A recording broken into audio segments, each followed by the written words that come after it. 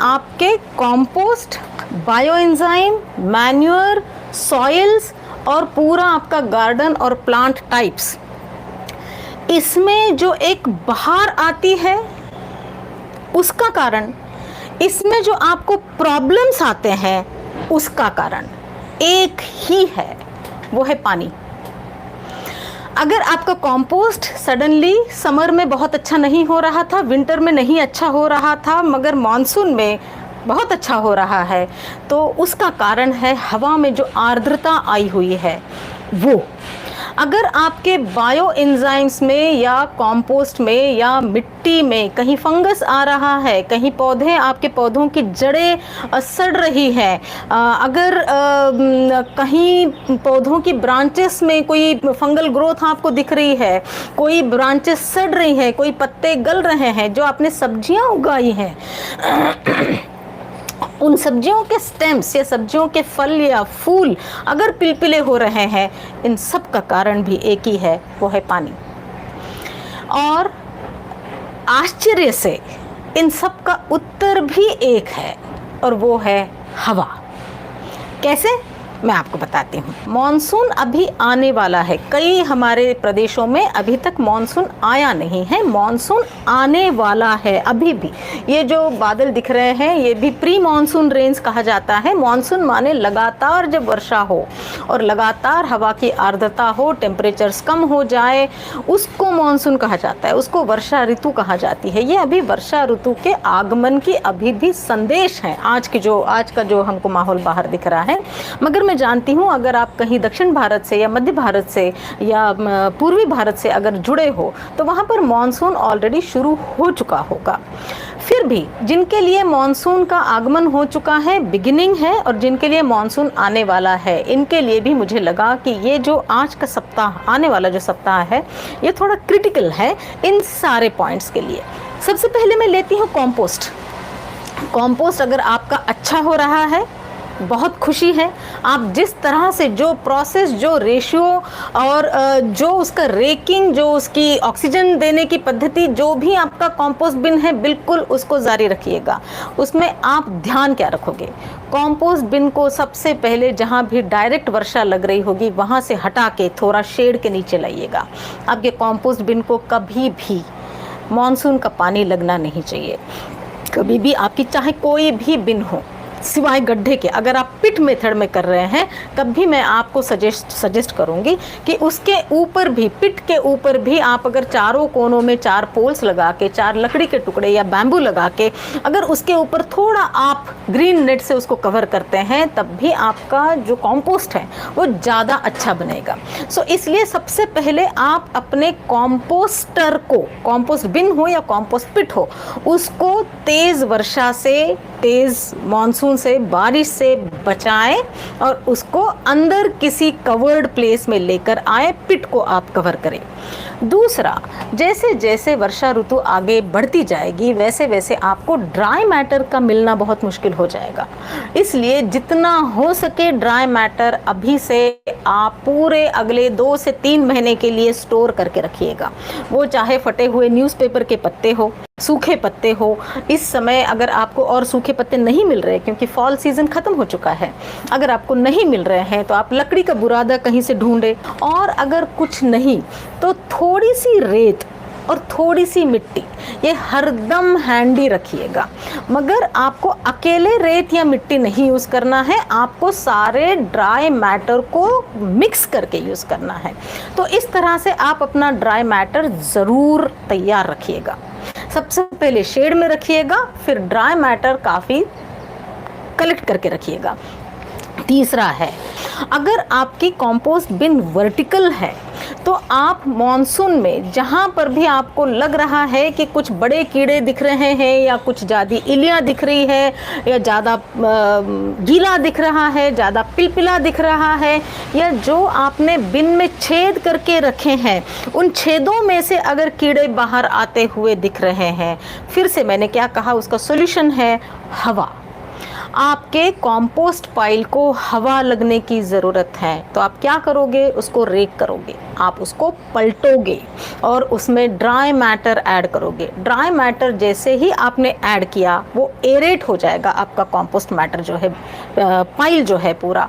और जैसे ही आप रेक करेंगे उसमें हवा जाएगी और इसलिए वो जो अनेरोबिक कंडीशंस आपके हो रहे थे जिसकी वजह से आपको ये बहुत ज़्यादा मैगॉट्स, क्योंकि आने वाला सीज़न अभी इंसेक्ट्स का सीज़न है, ये शुरू हो चुका है। मच्छरों का सीज़न अगर आप देख रहे होंगे तो ये शुरू हो चुका है। इसके बाद में मक्खियाँ, वो भी ऑलमोस्ट शुरू हो चुकी है।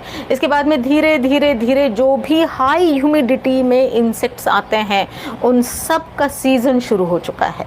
तो वो सारे इंसेक्ट्स हरदम, उनकी जो मादाएं हैं वो एग्स ले करने के लिए जगह ढूंढेगी। और आपका ये जो कंपोस्ट पाइल अगर अनएरोबिक हो जाता है तो ये उनके लिए आइडियल नेस्टिंग हो जाएगा। इसलिए ध्यान रहे, आपके कंपोस्ट पाइल में पानी रुकना नहीं चाहिए, इसलिए आप उसको बार बार एरेट करते रहे। अगर आपको कभी बहुत ज़्यादा उसमें कीड़े दिखे या कभी ऐसा हो गया कि आपका ध्यान नहीं रहा और बरसात का पानी उसमें ऑलरेडी जा चुका है, एक बार जब बरसात 1-2 दिन नहीं आएगी, आपको ऐसा अंदेशा आता है, तब वो पूरा कंपोस्ट निकाल के एक प्लास्टिक के ऊपर कहीं ऐसे मौसम में, डायरेक्ट सनलाइट में नहीं, जब हीट होगा तब नहीं, जब ऐसा शेडी होगा जहाँ पर डायरेक्ट सनलाइट नहीं होगा, थोड़ा ठंडा होगा, 1-2 दिन उसको थोड़ी हवा दे दीजिएगा। और उसके बाद में फिर से या तो आप उसको कट्टों में भर के छोड़ दीजिएगा, अपने आप आगे कंपोस्टिंग शुरू हो जाएगा। थोड़ा ड्राई मैटर ऐड करना ज़रूर याद रखिएगा, और नहीं तो उसी कंपोस्ट बिन में आपका वापस कर दीजिएगा और उसको रेस्टिंग करने दीजिएगा। सो ये हो गया कंपोस्टिंग। सो कंपोस्ट अच्छा हो रहा है, उसका भी कारण पानी। और अगर आपके कंपोस्ट में प्रॉब्लम्स आ रही है तो उसका भी कारण है पानी रुक गया है। पानी का स्वभाव है बहना, पानी की प्यूरिटी तभी तक रहती है जब तक वो बहता है। पानी जहाँ पर रुके, वहाँ जहाँ पर स्टैग्नेंट पानी हो जाए, वहाँ पर उसकी पूरी केमिस्ट्री बदल जाती है। इसलिए हमको देखना है कि हमारे कंपोस्टिंग में पानी रुके नहीं। ये हो गया कंपोस्टिंग की प्री मॉनसून केयर। मॉनसून से पहले आप ये ज़रूर करेंगे। दूसरा हम आते हैं बायो एंजाइम। जिन्होंने भी बायो एंजाइम शुरू नहीं करे हैं वो कृपया बायो एंजाइम्स ज़रूर बनाना शुरू करें। बहुत आसान है। आप अपने किसी भी जो भी मैटर आप कंपोस्ट में डालते हैं, वेजिटेबल पील्स या सूखे हुए फ्लावर्स या फ्रूट पील्स, इनमें से किसी भी चीज़ का आप बायो एंजाइम बना सकते हैं। वो चाहे बनाना पील हो, वो चाहे संतरे या नींबू के छिलके हो, या वो चाहे नीम के पत्ते हो, या गेंदे के फूल, या आपके रोजेस, गुलाब की पंखुड़ियाँ हो, इन सब की आप बायो एंजाइम बना सकते हैं। यहाँ तक कि आप गार्लिक और अनियन का भी, उसके पील का भी आप बायो एंजाइम बना सकते हैं। मैं इसलिए कह रही हूँ, अभी तक आप बायो एंजाइम बना रहे थे, सीख रहे थे। प्रोसेस हमने कंपोस्टिंग से, बायो एंजाइम से शुरू किया था क्योंकि आपको अपना वेस्ट मैनेज करना था। अब वो जो आपने शुरू किया था बायो एंजाइम की प्रोसेस, वो बायो एंजाइम आपके पूरे एक टूल बन के पूरे मॉनसून में आपके हैंडी आएंगे। जिनके जिनके बायो एंजाइम्स तैयार हैं, वो जहाँ पर भी आपको लगता है कि आपके घरों में, अलमारियों में, कोनों में, किचन में, सिंक के पास में, सिंक के नीचे एक थोड़ी ह्यूमिडिटी की वजह से एक टिपिकल वो जो एक कंजेशन की बदबू आती है वो आ रही है, तो उसमें आप अपने बायो एंजाइम का छिड़काव करें। जहाँ पर भी आपको लगता है मॉस्टिक्स वगैरह है, जहाँ पे आपके इंडोर प्लांट्स हैं, वहाँ पे आपको अगर डर लग रहा है कि यहाँ पर कीड़े पनपने के चांसेस हैं, वहाँ पर आप बायो एंजाइम स्प्रे करें। पूरे मॉनसून में जो आप घर का झाड़ू पोछा करोगे उसमें भी बायो एंजाइम्स आप डाल के झाड़ू पोछा करेंगे, तो ये सारे जो harmful insects, harmful bacterias, harmful fungus, इन सब के प्रभाव से जो आपका चाहे घर का कोना हो, चाहे आपका फर्श हो, चाहे आपकी स्किन हो, या चाहे आपके कोई भी चोक्ड ड्रेन्स हो, जहाँ पर आपको केमिकल्स यूज़ करने की ज़रूरत नहीं है, आप अपने बायो एंजाइम्स ही इतना वर्सेटाइल, ये जो लिक्विड आपके घरों से, आपके किचन वेस्ट से बनता है, वो आपके लिए हैंडी आएगा। बायो एंजाइम बनाने के लिए फॉर्मूला याद रखिएगा, 1 3 10। क्या फॉर्मूला है? 1 3 10। 1 है गुड़, 3 है आपके कोई भी वेस्ट, वेजिटेबल वेस्ट या फ्लावर वेस्ट या फ्रूट पील्स, और 10 है पानी। 1 और 3 जो है ये वज़न से है, और 10 जो है वो वॉल्यूम से है। उसके बाद 10 के बाद एक और याद रखिएगा, 20। 1 3 10 और 20। अब ये क्या क्या है? 1 है गुड़। अगर आप 100 ग्राम गुड़ लेते हैं, 100 ग्राम गुड़ में आपका 300 ग्राम किचन वेस्ट डाल सकते हैं। 300 ग्राम किचन वेस्ट, 100 ग्राम गुड़, ये आपको 1000 मिलीलीटर माने 1 लीटर पानी में मिलाना है। और ये तीनों चीज़ें मिला के आप 2 लीटर जो आपकी प्लास्टिक की बोतल आती है उसमें इन तीनों चीज़ों को मिला के रख देना है। आपको 90 दिनों तक रखना है। पहले 30 दिन रोज़ इस बोतल को अच्छे से शेक करना है, और इसका बोतल का जो ढक्कन है ये एक 5 से 15 मिनट के लिए आपको खोलना है, ताकि जो भी गैस फॉर्मेशन हो रही हो वो गैस फॉर्मेशन निकल जाए उसमें से, और उसके बाद में आपको ये बॉटल बंद करनी है। कहाँ रखनी है? आपके किचन में कहीं भी किसी अलमारी के ऊपर अंधेरी जगह में। लेबल करना ना भूलें कि आप प्याज के छिलकों का एंजाइम बना रहे हैं, या संतरे के छिलकों का बना रहे हैं, या आप गेंदे के फूलों का बना रहे हैं, या चमेली के फूलों का, या सब कुछ मिक्स करके, आप सब कुछ मिक्स करके भी बना सकते हैं। ये ज़रूर करें।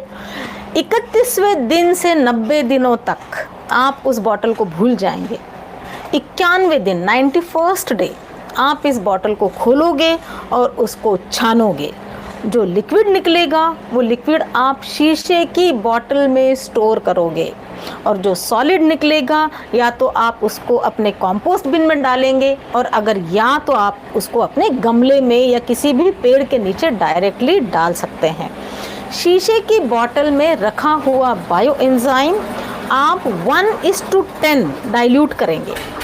1 ढक्कन बायो एंजाइम और उसमें 10 ढक्कन पानी, इतना आप उसको डाइल्यूट करके आप चाहे हेयर वॉश के लिए यूज़ करें, फेस वॉश के लिए यूज़ करें, दाल चावल धोने के लिए यूज़ करें, या जो सब्जियां आप मार्केट से लाते हैं और आपको डर लगा रहता है कि इसमें काफ़ी सारे पेस्टिसाइड्स और इंसेक्टिसाइड्स हैं, उन सब्जियों को भी आप इस पानी में 15 से 30 मिनट तक भिगोने के लिए छोड़ दीजिए, और उसके बाद में धो के आप उसको पकाइएगा। इसकी न्यूट्रिशन वैल्यू बरकरार रहती है, सारा केमिकल का इफ़ेक्ट निकल जाता है। आप झाड़ू पोछे में भी, वॉश बेसिन साफ़ करने में भी, पित्तल, चांदी और तांबे के बर्तन साफ़ करने के लिए भी आप इन बायो एंजाइम का इस्तेमाल कर सकते हैं। इतनी सिंपल सी प्रक्रिया है बायो एंजाइम की। अब इसको मॉनसून में क्या प्रॉब्लम आता है? कई बार हम लोग कई अचार खाते हैं और अचार बनाते भी हैं। आपको याद होगा कि जब आप नया नया अचार बनाते हैं तो अचार के वो जो पीसेस होते हैं, चाहे आप आम की अचार बना रहे हो या नींबू का बना रहे हो या करौंदे का बना रहे हो, सो वो अगर आपके तेल के सरफेस से अगर ऊपर निकल जाते हैं तो उसके ऊपर फंगस जमती है। एग्जैक्टली यही फिनोमेना आपके बायो एंजाइम्स में भी होगा। शुरू के 30 दिनों तक हो सकता है, कई बार क्या होता है, ये जो आप छिलके या पील्स जो वेस्ट डाल रहे हैं वो पानी के सरफेस के ऊपर निकल आता है। इसलिए मैं कहती हूँ कि हरदम पहले 30 दिनों तक बॉटल को अच्छे से शेक करें, और ये देखें कि वो जो छिलके हैं वो हरदम पानी की सतह के नीचे रहे, पानी की सतह से ऊपर नहीं निकले। अगर ये ऊपर निकल रहे हैं तो खास करके मॉनसून में इसके ऊपर सफ़ेद फंगस आएगा। वो उससे क्या आपको बायो एंजाइम फेंक देना है? नहीं, बायो एंजाइम आपका बनेगा, लेकिन उसको फिर एडिबल यूज़ में ज़्यादा मत लीजिएगा जिसमें आपका फंगस बन रहा है, वो बाकी सारे यूज़ में आप ले सकते हैं। मगर मॉनसून में ये बनने के चांसेस ज़्यादा होते हैं, और उसका फिर से कारण है हवा की नमी, हवा की आर्द्रता। उसकी वजह से अगर आप ये इंश्योर करेंगे, आपने शेक कर दिया, उसके बाद में एक लकड़ी का कोई एक स्पून या कोई बेलन लेके और उन पील को बॉटल में नीचे धकेल दे। जब जब भी आपको वो ऊपर दिख रहा है, कभी आते जाते नज़र जा रही है, तो उन पील्स को बॉटल में नीचे धकेल दे। बस 31 दिनों तक आपको ये करना है, और फिर 30 दिनों तक करना है। 31वें दिन से आप उसको भूल जाइएगा, क्योंकि वो काफ़ी आधे गल चुके होंगे और वो बॉटम में अपने आप नीचे बॉटम में चले जाएंगे। उसके बाद में आपको ध्यान नहीं रखना है। सो बायो एंजाइम्स मॉनसून में आपके हैंडी आएंगे। जितनी भी सब्जियां आप मार्केट से लेकर आएंगी, या आप अपने ही अर्बन फार्म से जो सब्जियां लेकर जाएंगी, किचन में लेकर जाएंगी, तो देखेंगे कि कई बार बरसात की वजह से सारे मिट्टी के सारे छिड़के जो है, मिट्टी का पूरा जो पार्टिकल्स हैं, वो आपके सब्जियों के ऊपर आ गया है। ऐसे समय अगर आप उसको थोड़ी देर के लिए बायो एंजाइम वाले पानी में खलबला के ले लेंगी, तो जितना भी हार्मफुल इफ़ेक्ट आपके इस एडिबल फूड पे जा रहा है वो कम हो जाएगा। इंसेक्ट्स का सारा जो प्रकोप है घर के अंदर, मच्छरों का प्रकोप, ये सारा कम हो जाएगा। यहाँ तक कि आपके पास अगर वाटर प्लांट्स हैं, उसके ऊपर मैं आऊँगी, उसमें भी आप बायो एंजाइम डाल सकते हैं। सो ये हो गई केयर बायो एंजाइम्स की।